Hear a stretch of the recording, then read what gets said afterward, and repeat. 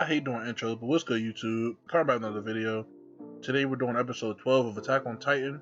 Guys, hope you guys enjoyed the video. Like, comment, subscribe, and know the whole spiel. But let me get out of here. Peace.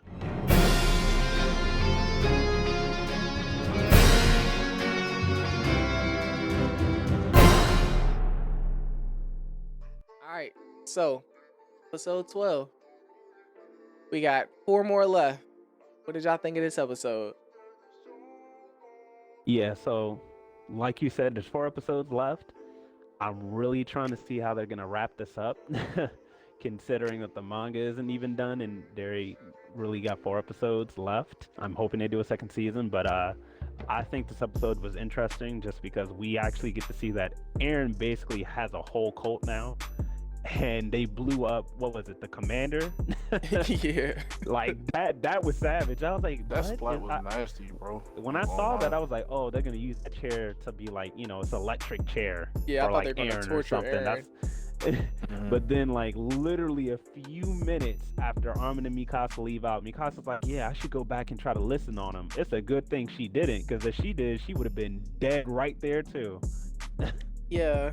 Those are pretty big Do explosions. the Ackermans just have this sixth sense? Because how did she react like that to save Eren? I mean, Armin. Not save him, but how? She literally, her spidey sense literally went off. Like, they're like superhuman, like superhuman. Okay, because I was about to say that was wild. Only protect people. Isn't that what that is, right? I mean, Only she when they did protect people that Armin. right? Well, I mean, That she too, did yeah. protect Armin. So Okay. you could essentially say would kick in a sense. Yeah, they should go into a greater depth in a couple episodes, I believe. Okay, cool. I was about to say, because that was Hopefully. wild for sure. I was like, what the heck? How did she just react like that? But nah, like Ann said, that splat was wild. The way they killed that man The and noise. yeah. Studio. And it also That was kind like, of ooh. it shows how desensitized the people in the town were, because they saw that and were just like, yeah, we did that. Like, they immediately took responsibility. Heard us, Yeah. and then they started taunting him with their own, with their own slogan, their own Yeah. mantra, give your hearts. Give your Yeah. heart. That was like, real oh, interesting nah, to me. It was a interesting way to get it started or get the episode jumping. But man, the revolution. yeah, yeah. So what do y'all kind of expect? There's a lot of build up for the next episode. They still don't trust what is our black guy and like Armin looking guy's name. I can't remember it. I Yeah, forget his name. Shit. Yeah, but you guys know him. The Armin looking one. Yeah. Yeah, Yeah, I'm gonna call him Mr. Badfade. yeah. Wow. But Mr. Bad Fade and the black guy, they still don't trust them. And, Han just still I can't really pinpoint Hanj and how she's feeling throughout all of this, because she's just going through a lot of emotions, like a lot of anxiety and everything. But they still don't trust them. Do y'all think they ever will, or do y'all think that they may have had something involved, even though they say that they're on the Marleyan Eldian? Well, No, they're on the after Marleyan side. after all that happened, I don't think so. It's already bad enough that Commander Pictures he wants to just surrender anyway.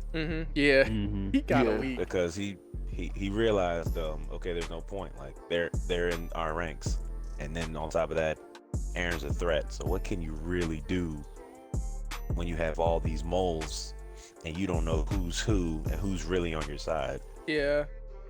Yeah, I mean, it puts them in a disadvantage too, because it's like if you guys are too busy, like you said, fighting amongst yourselves, you still have a much bigger threat outside of your walls to be trying to, Yeah. It's hard eliminate to- the people on the inside. Because then how are you going to defend yourself once you kill off all the people in? Now you're at a smaller group of people to try to defend your city against the Marleyans that we do know are gonna attack. Yeah, it's basically like a war is about to happen, but a civil war is happening in the moment. So how do you? That is interesting, because so many different parts of the ranks are basically compromised to the point that it's like we could start fighting these people and then still end up dead, because you don't know how high up that tree goes. High up in the chain of command they are. Yeah.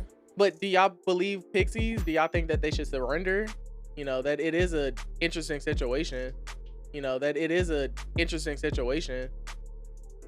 I mean, based off of the situation, it kind of makes sense, right? It's like you know Aaron is a part of like your plan for everything to go in the direction that you want it to. So if you fight against him, what can you really do? Like he has both the Founding Titan and then the Warhammer. So it's like if that's your best defense against the outside people, is it really smart to fight against him? So that's how I'm kind of seeing it. So it's like at that point, well, might as well go along with the plan as much as we can, as long as we can keep our own ranks safe.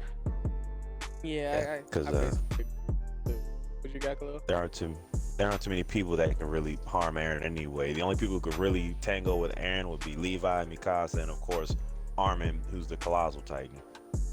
Mm-hmm. So there's not too many people who can really put a dent into Aaron. Yeah.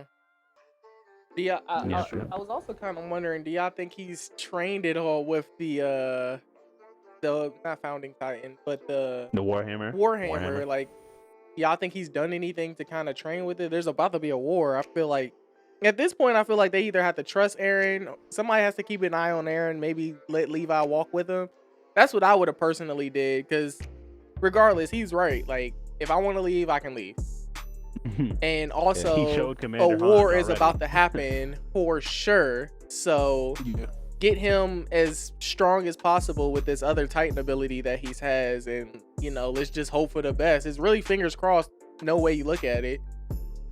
So I didn't really understand locking Aaron up this whole time. It's just like, is this for your pride? Like, I didn't get it. Yeah, I think it's funny. The memories, I think, would be the reason why he's able to use the Warhammer Titan, because of the memories he has from the previous owner. That makes sense. True. Yeah, I mean, right. it's just, you make it.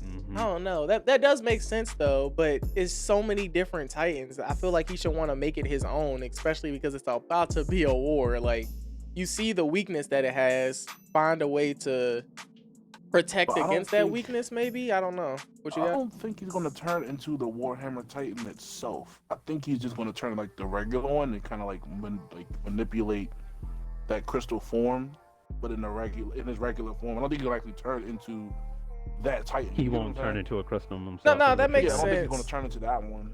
I haven't seen the Titan combination yet, the Titan smoothie, so I don't know how it even works if he's one or the other. They're banking on the Rumble. If they're doing the Rumble, they really won't have to worry about Aaron actually fighting, because it's just going to be them getting trampled by colossal Titans. There's nothing they really can do about the rumbling at all. That's true. Technically.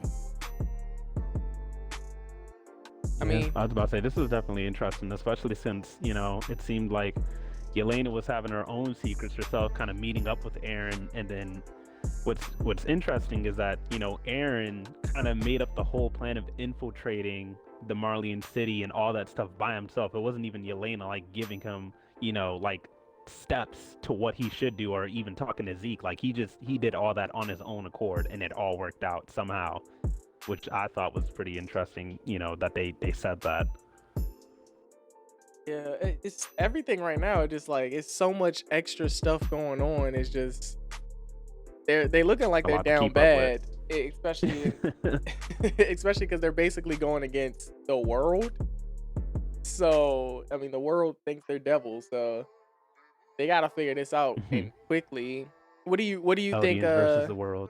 Or for those who didn't read it, what do y'all think? Damn it, Zeke.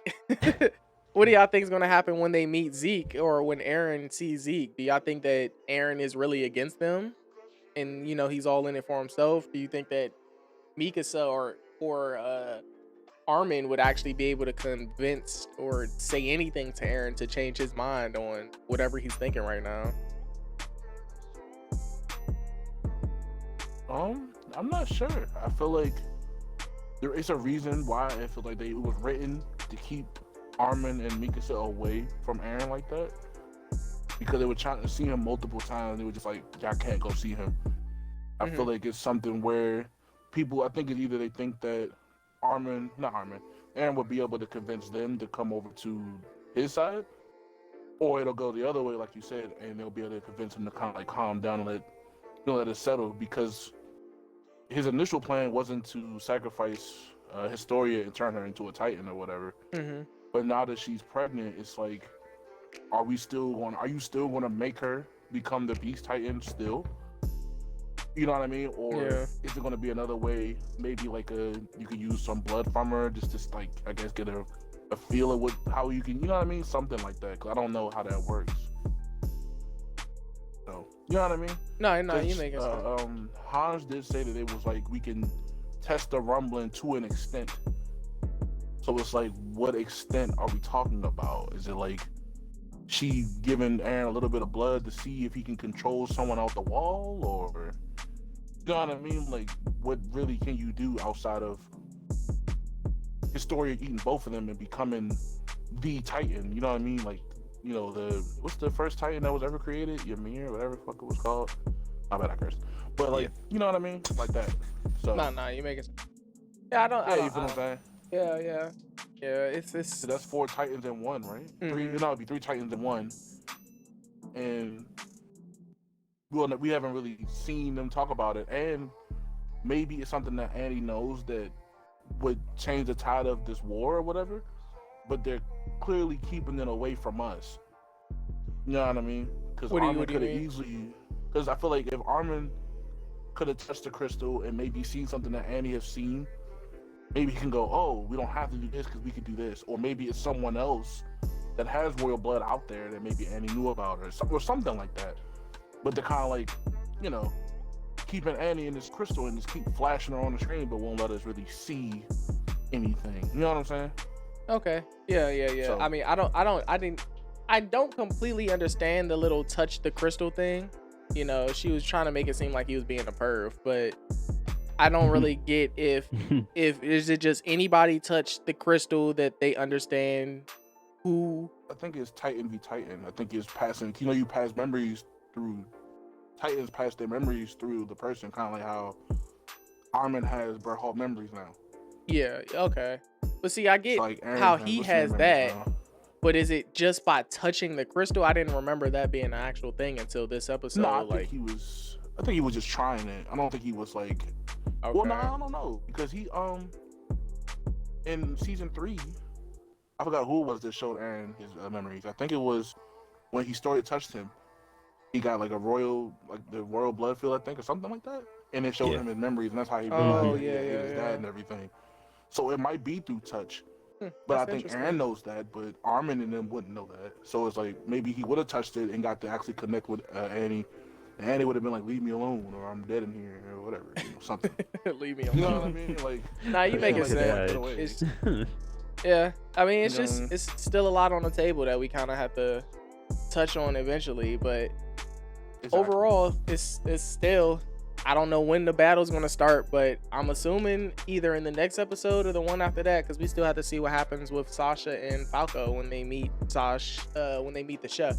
So we'll see. And at the end of the episode, we saw yet a car Titan. Yeah, I seen she was doing the Renaissance like Eren was. Entered the building.